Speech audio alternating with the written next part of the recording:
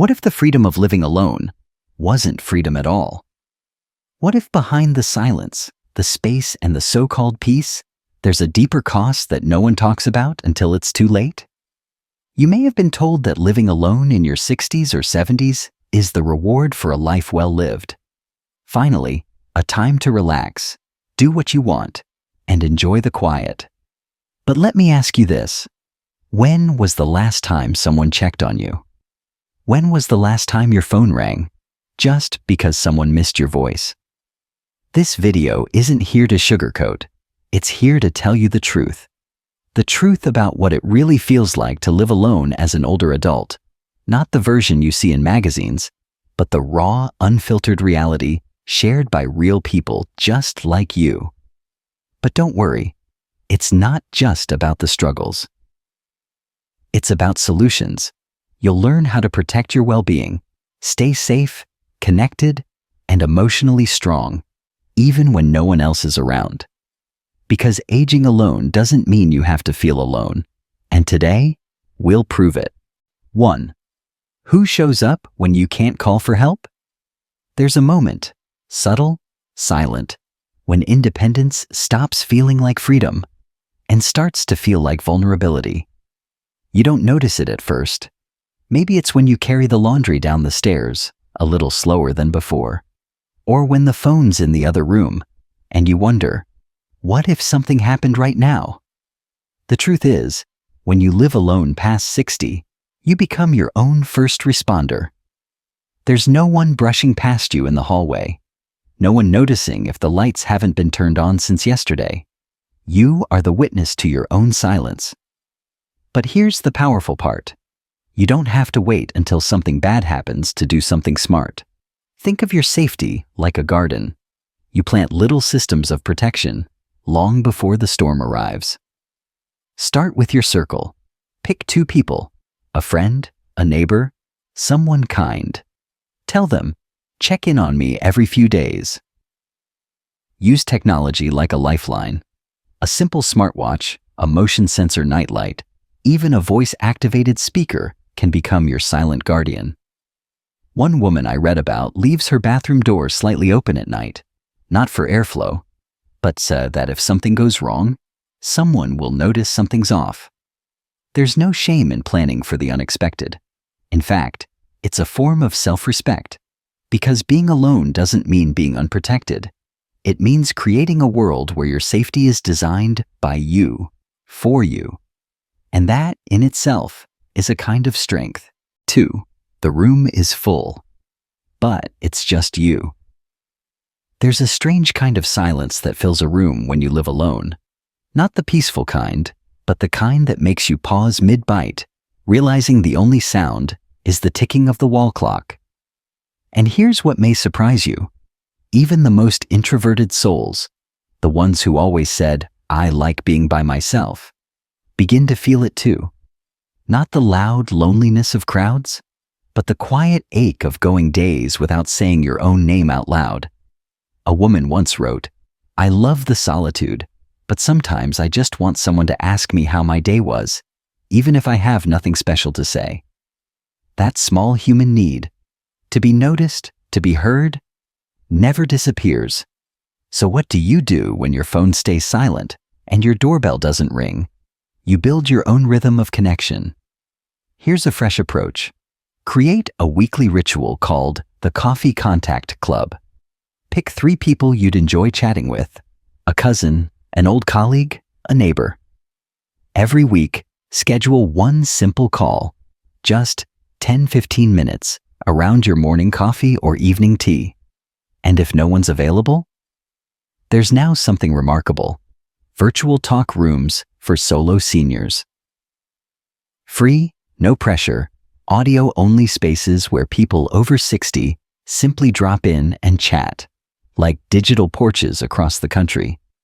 No need to dress up, no camera, no script, just voices, real ones. Like yours. Because in the end, it's not about filling time, it's about filling your spirit with moments of meaning. And maybe, just maybe the next time the room is quiet, you'll smile, knowing someone's voice is only a call away. 3. The house doesn't yell, but it slowly breaks your heart. It's not that you don't care. It's just that somewhere along the way, the list of things to fix got longer than your energy. The leaky faucet, the dust piling on the windowsill, the light bulb that's still out in the hallway. You tell yourself, I'll get to it tomorrow. But somehow, tomorrow always moves further away. That's the quiet truth of living alone. There's no one nudging you, no shared responsibility, no voice saying, let's just do it together. And over time, even the smallest tasks start to feel heavier than they really are. That's not laziness. That's called emotional fatigue. And it's more common than you think. But what if you stopped chasing perfection and started with progress? Try this. Pick one small task per week. Not 10, not even 5, just one. Maybe it's cleaning out a drawer, replacing a battery, sweeping the porch. Each small win gives your mind a sense of completion, and that feeling multiplies. If you're feeling stuck, here's something better than hiring expensive help. Check in with your local library, senior center, or neighborhood app. Many places now offer community exchanges or bulletin boards where neighbors trade time instead of money. One woman I spoke to baked banana bread in exchange for help moving a dresser. That's not just practical, it's human. Because home maintenance shouldn't feel like punishment. It should feel like taking care of the space that shelters your memories, your peace, your life. So the next time you look at a long to-do list and sigh, ask yourself, what's one small thing I can do this week, just to remind myself that I still have control? That's all it takes. One tiny action to shift the weight. 4. The power of a day that belongs to you. Some people think routines are boring, predictable, pointless. But when you live alone, a routine can become the most important thing you own. It's not just a schedule. It's a way of saying, this day belongs to me. There's a quiet strength in waking up and knowing what comes next, not because someone told you, but because you designed it. One man in his late 60s shared that he starts every morning by opening the blinds, playing a jazz record, and sipping coffee from the same chipped mug he's used for years. He said, it's not about the coffee, it's about the moment. It's mine.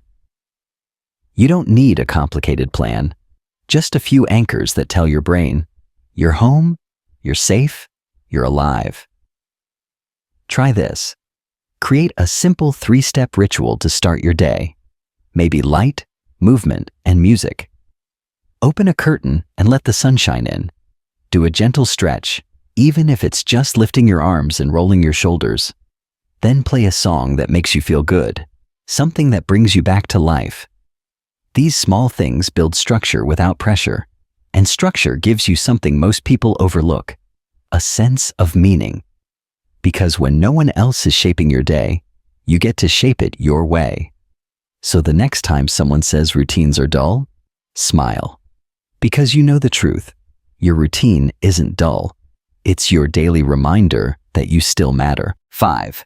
The meal you make for yourself is never just a meal. She used to cook for 5 every evening.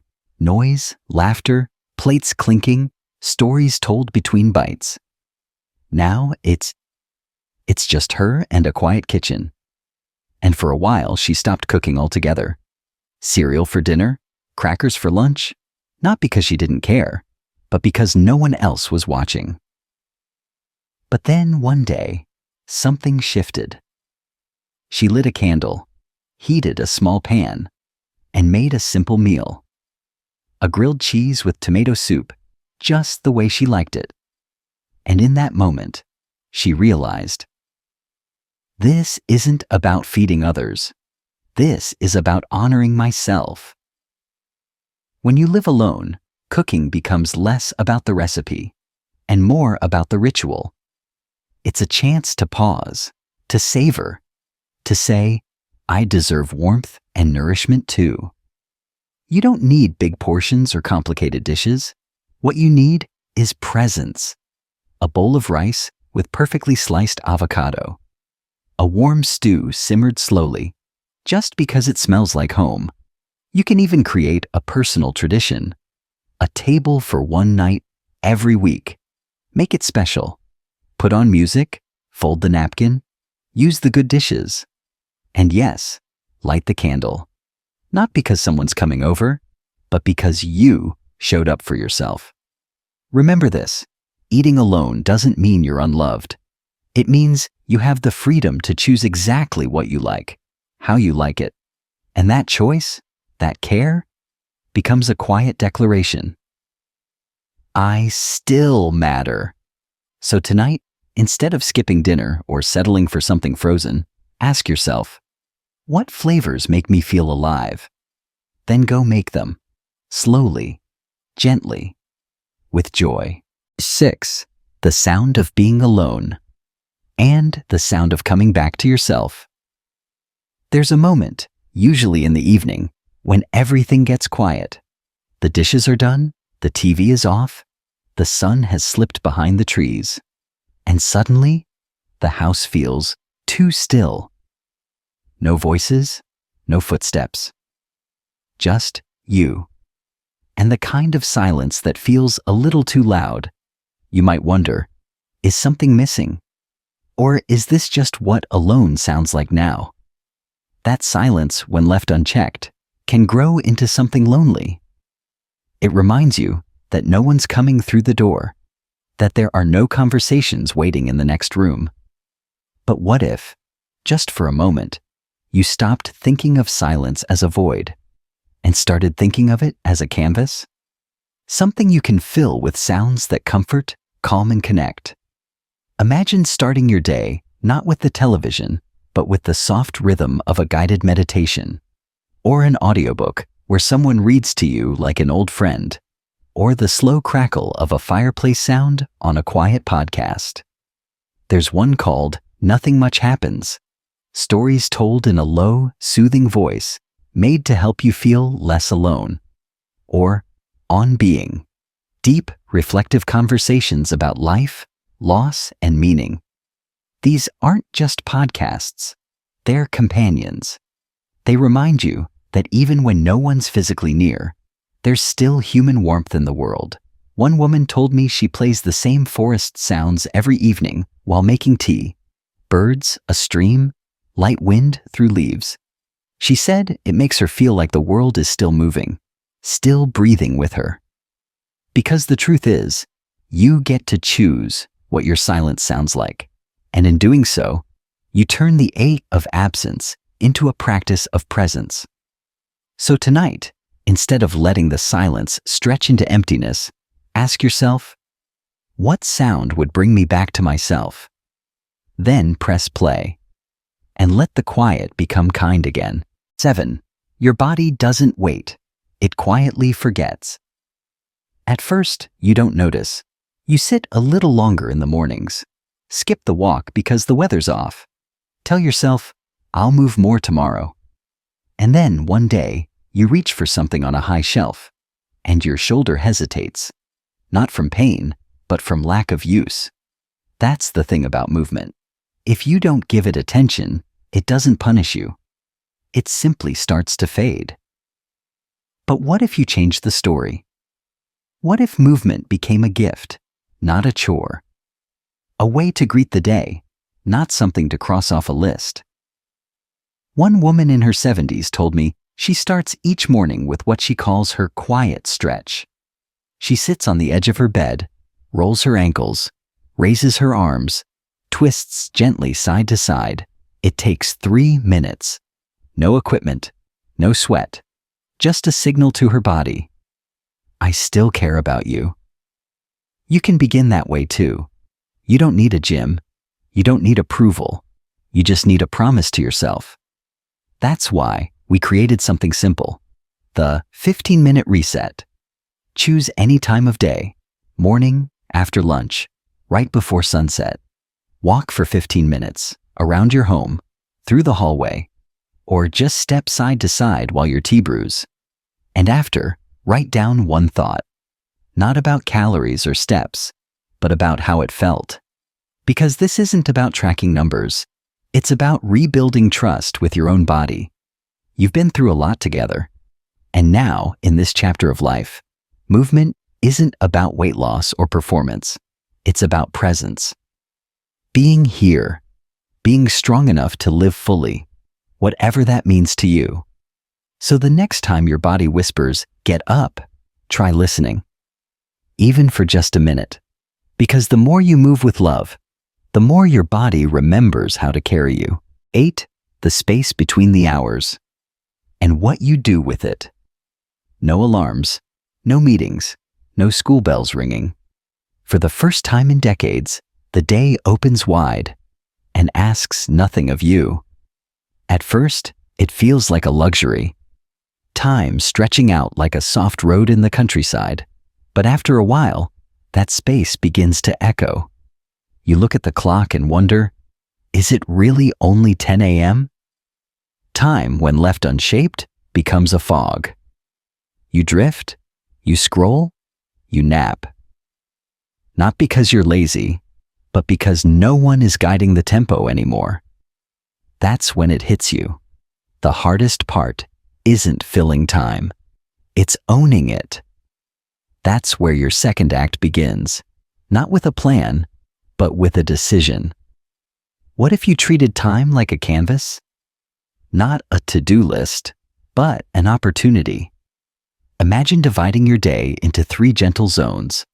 Morning light for movement and music, afternoon air for creativity or calls, and evening glow for reflection and rest. It's not a schedule. It's a flow. You don't have to be busy. You just have to be awake in your own life.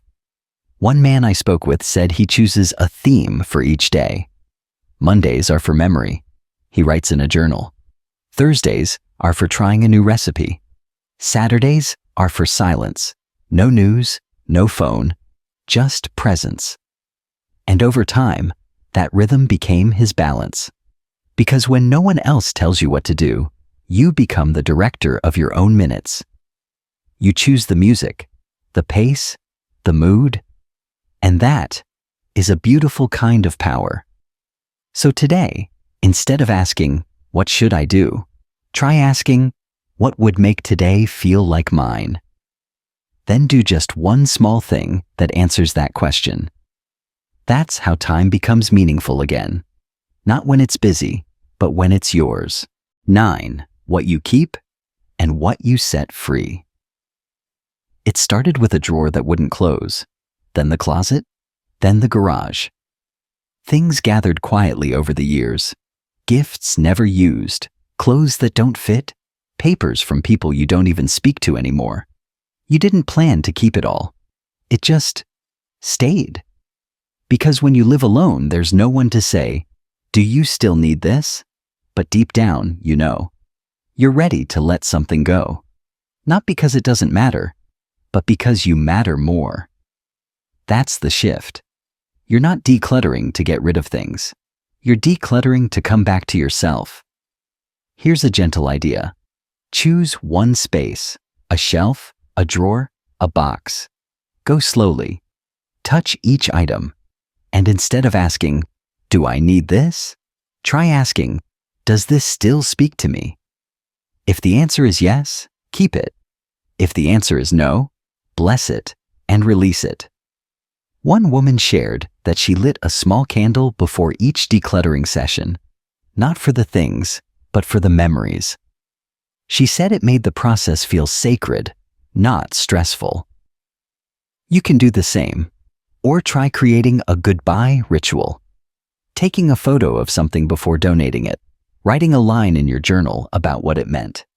Because sometimes, saying goodbye is a way of saying thank you. The goal isn't to live in an empty house. The goal is to create a space where every corner feels lighter, clearer, full of breath. And more than anything, where you can walk through it and say, "This feels like mine again." So if you've been waiting for a sign to begin, this is it. Not to erase the past, but to honor it by making space for the chapter you're living now. 10. Sometimes the most powerful invitation is the one you give yourself. It used to be different. The invitations came without asking. Holiday meals, birthday dinners, weekend barbecues. But lately, the silence on the calendar has become more familiar than the sound of plans being made. And slowly, without meaning to, you start to wonder, have they forgotten me? But maybe the question isn't whether they remembered. Maybe the question is, have you remembered yourself? One afternoon, a man in his 70s decided he was done waiting. He picked his favorite movie, an old Western from the 60s, and wrote a handwritten note to two neighbors. "I'm hosting movie night. There will be popcorn. Come as you are." They came, just the two, but they stayed. They laughed, and they asked when they could do it again. That's when he realized something profound.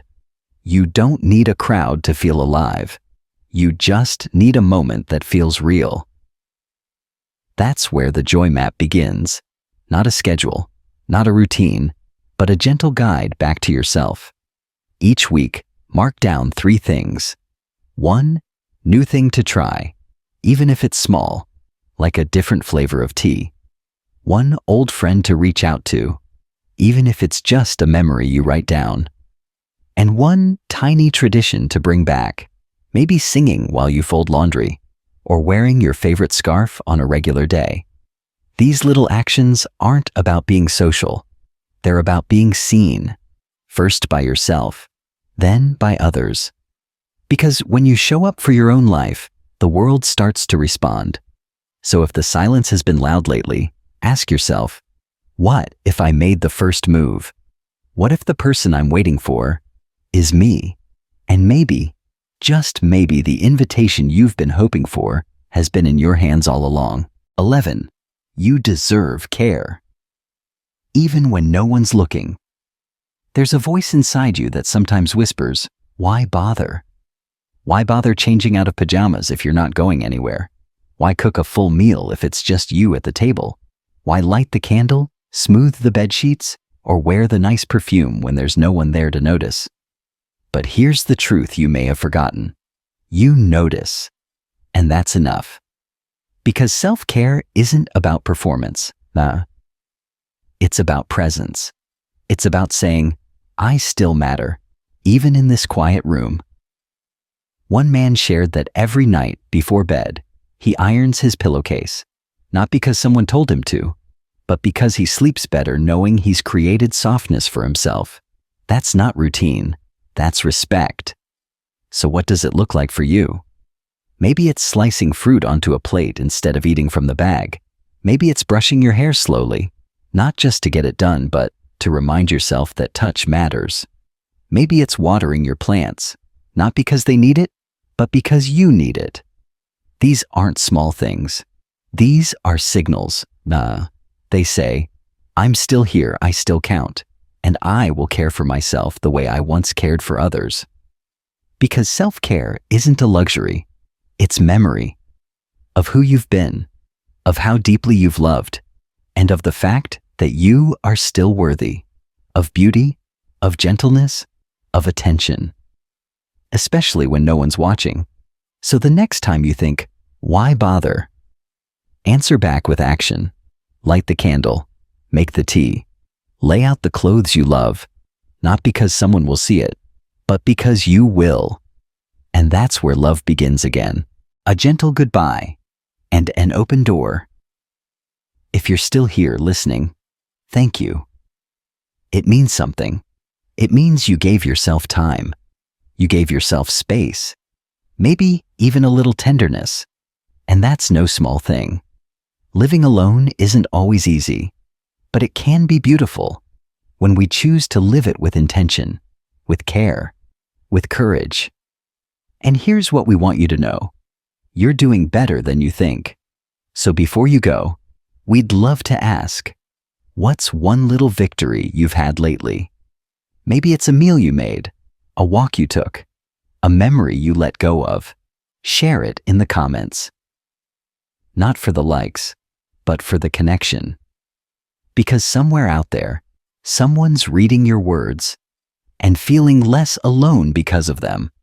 And if this video touched you, even just a little, go ahead and tap like. Hit subscribe.